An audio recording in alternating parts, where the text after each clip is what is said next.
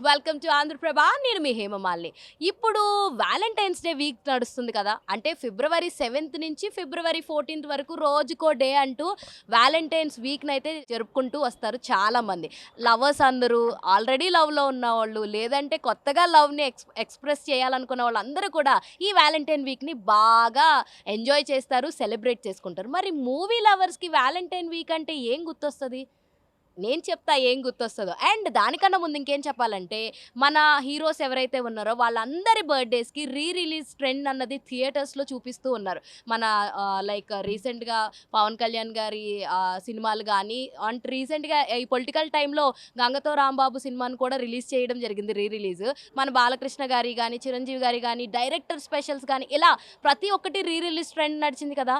ఏమనుకున్నారో ఏమో గానీ, Valentine's day అప్పుడు కూడా రిలీజ్ ట్రెండ్ ఎందుకు చేయకూడదు అనుకున్నారేమో గానీ, చిత్ర యూనిట్ అంతా కూడా ఇప్పుడు రిలీజ్ చేస్తున్నారు. అవి కూడా లవ్ మూవీస్.